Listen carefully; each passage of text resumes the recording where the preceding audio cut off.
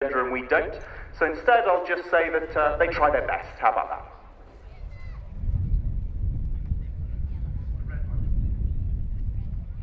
In the aircraft today we have Callan, CJ, Josh and Dave, and I'll be introducing them slowly throughout the flight today.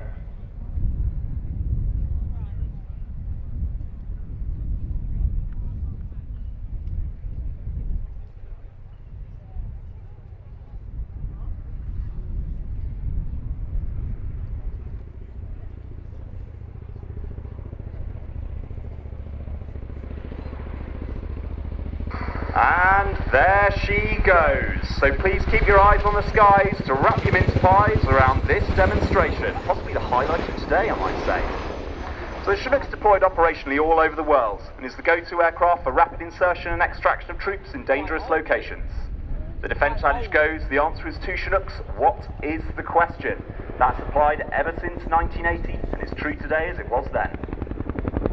The aircraft started the show by pulling up for a wing over, then rapidly turned back to target, training its speed for height and back again. The crew in the cabin are beginning to prepare for the troop drop-off.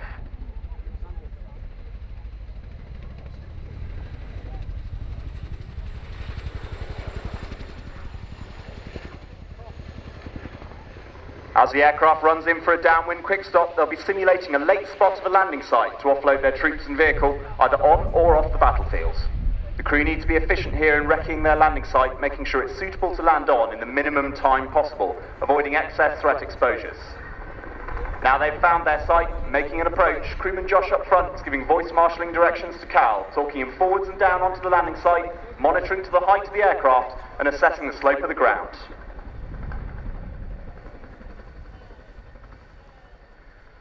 Touching down now, if you look to the rear, you'll see our crewman on the ramp, Flight Sergeant Dave Sims. He was born and raised in Margate, Kent, and he joined the RAF in 2014 as a weapons systems operator. He's been on the Chinook force since 2017. He's a qualified crewman instructor with over 2,000 hours on rotary platforms. When Dave's not in work, and occasionally during work, he can be found on the golf course. Now riding into the roll demo with style today, we have members of the Joint Helicopter Support Squadron. Keep half an eye on that quad bike to see just how quickly these enablers can work. With the troops and quad bike on, the aircraft's now departed with an over-the-shoulder transition. This is a defensive manoeuvre presenting the floor ballistic protection towards a probable enemy. This gives the aircraft and any occupants the greatest chance of protection from any threats on the ground. With the aircraft now turned away, Cal will be climbing the aircraft up to return and provide some mutual support. Think of this as overhead protection for the troops now exposed on the ground, or alternatively it could allow a pair of Chinooks to land in sequence without a loss of airborne protection. So handling the aircraft for you today as captain is Flight Lieutenant Callum Pearson. Cal's originally from Middlesbrough and joined the RAF in 2010. He got his wings in 2016, was streamed rotary and completed the OCU and went to ODU in 2018. He's got 2,000 hours, 1,400 on Chinook and has flown most recently operationally on Hot Shader. He's an instructor and when he's not throwing the Chinook around, he's throwing weights around in the gym. Now high up in the profile, the Chinook can be fitted with an M60 machine gun on the ramp and two M134 miniguns on the port and starboard sides.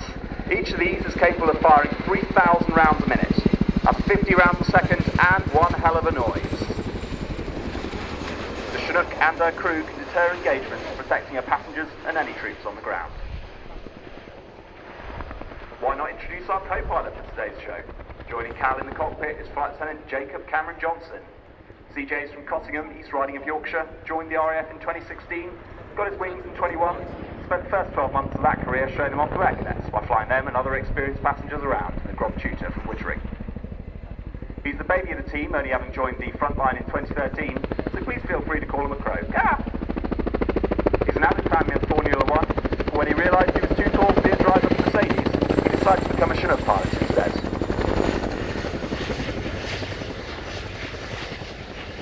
You can forget the revs of an F1 car, CJ. We all know the best noise in the world is that bit of blade slap.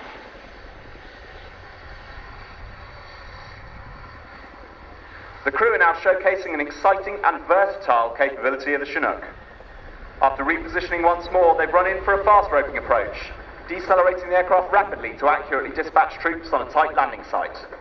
Think about a rooftop or the deck of a ship, but today it's in front of you lucky devils.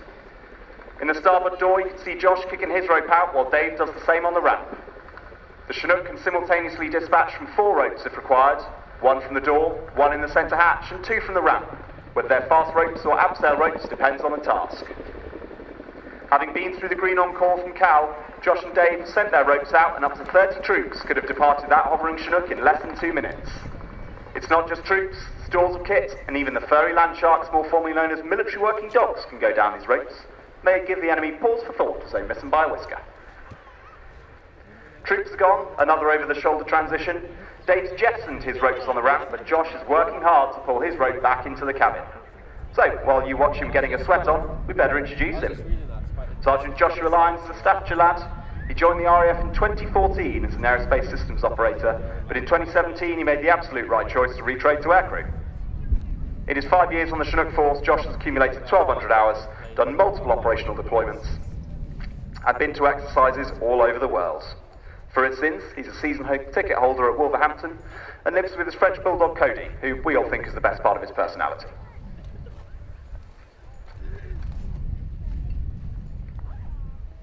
Well folks, for those of you at the centre, I hope you're keeping an eye on that JHSS team on the ground. The crew are now returning back in to pick up that quad bike, which has been re-rolled by JHSS now as an underslung load. Underslung loads are the absolute bread and butter of the Chinook Force, with all crew members front and rear, working together to manoeuvre the 99-foot-long aircraft into a finely tuned position. That's 99 feet and 8 inches, if every inch is important to you.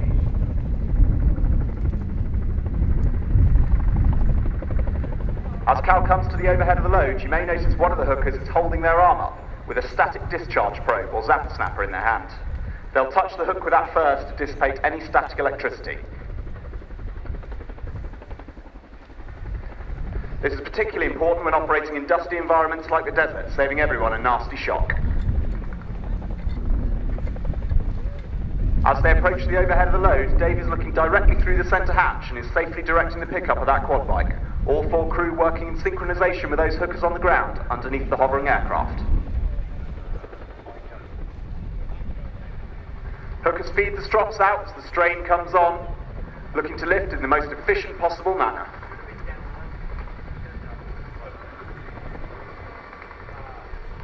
With the quad now off the ground, Cal will be transitioning into the 12 o'clock.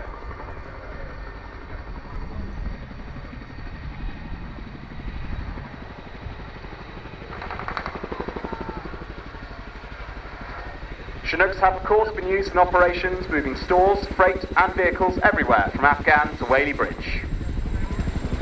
The Chinook can have 3 simultaneous underslung loads and carry up to 11.3 tonnes on its centre hook alone. This quad bike weighs a mere 350 kilos, but if it can be rigged, the Chinook and JHSS can take it. Being such a capable aircraft, it can even lift another Chinook, albeit with a few of the bits cut off to save some weight. With a maximum all-up mass of 24.5 tonnes, this powerhouse can comfortably fit 30 troops inside, but with seating on the floor up to 50. The raw power and versatility of the Chinook is all down to its iconic tandem rotor design. It provides huge amounts of lift, a large cabin, and is all achieved without any of that dangerous messing about with tail rotors that frankly we Chinook types want absolutely no part of. That whacker noise is a pretty decent side effect too.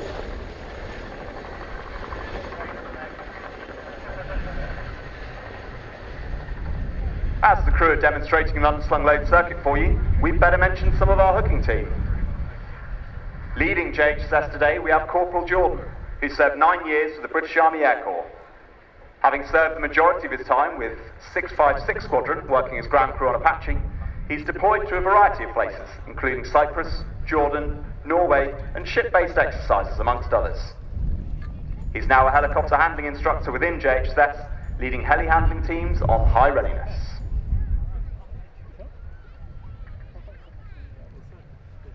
The hooking team is a crew of 4 today. You've got Lance Corporal Robotham, Air Trooper Paul Stripe, and AS1 Daniel Gray. If you look back to that unhappy quad bike, the crew will be monitoring the load during all stages of flight. As you can see by the swing in the turn, vehicles aren't big fans of heights. The crew will be moving the aircraft to counteract the swing as the load varies in the airflow.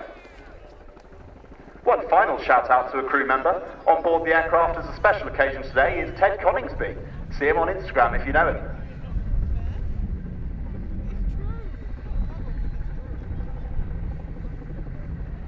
The aircraft are now returning to drop off the load and complete what is called an operational drop-off.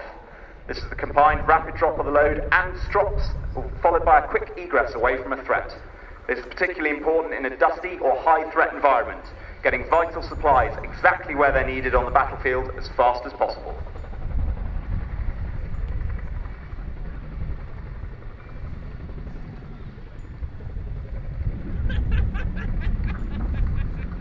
That's the strop release. The crew are lifting immediately and transitioning once more into a wingover.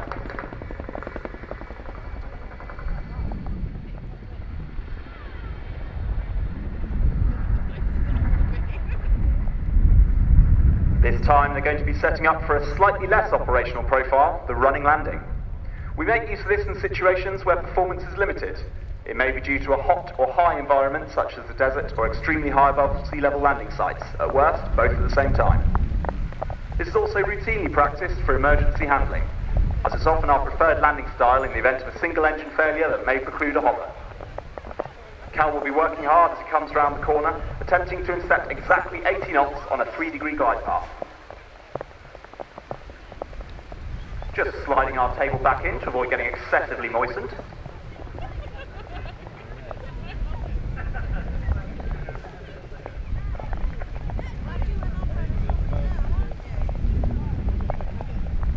So, as they run in, think about how I can't even do a wheelie on a bike, so spare a thought for our pilots now attempting one while 38 feet in front of those aft wheels.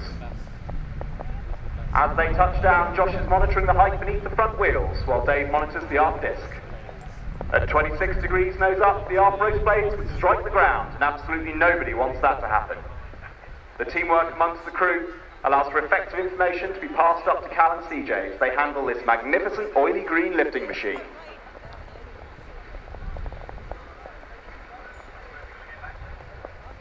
The crew won't make use of the brakes at this point, as doing so would put excessive strain on the aft undercarriage, instead using collective inputs to raise the nose of the aircraft to slow down. As she passes through the 0 speed, this will give us a good chance to show off a Chinook party piece, one of the only helicopters in the world capable of reversing on 2 wheels.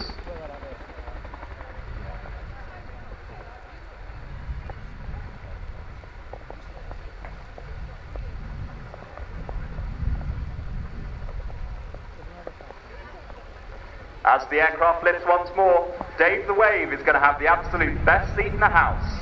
He's on the ramp looking out on all you lovely people here today. In case you can't spot him, he's the one waving the gigantic orange hands. Those are definitely his real hands, which he can be quite embarrassed about, so be sure to give him a big wave back as he goes past.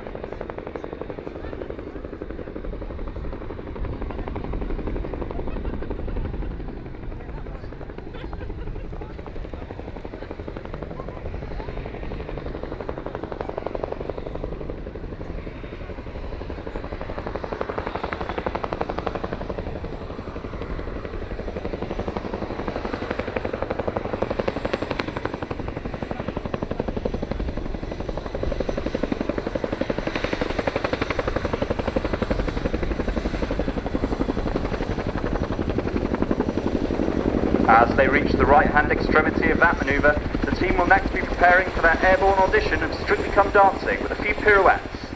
As they do so, let's do a shout-out to the people on the ground that make this all happen. The Chinook is supported by a huge team that keep the airframes functional and airworthy 365 days a year, holding national standby and readiness commitments for worldwide operations. It's worth noting that the Chinook flying today draws its crew and enablers exclusively from frontline units, with our roll demo activities conducted around normal operational commitments. It's thanks to the tireless work of the aircrew, engineers, ops, survival equipment specialists, and all the other supporting functions that has enabled the team to deliver this demo for you today, in addition to our normal business.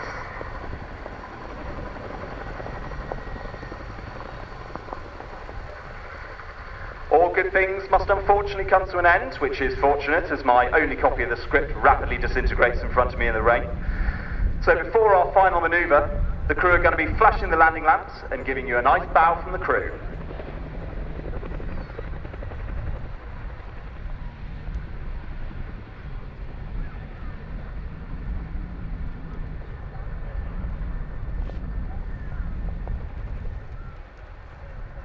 There's the flashing and moving into the bow. We'll then be watching the incredible Gorney climb. Named after the base in Bosnia where the Chinook demonstrated its incredible power, absolutely dominating other helicopter types during the Kosovo War. It's a max performance climb and will be followed by a corkscrew departure. Listen to those transmissions scream.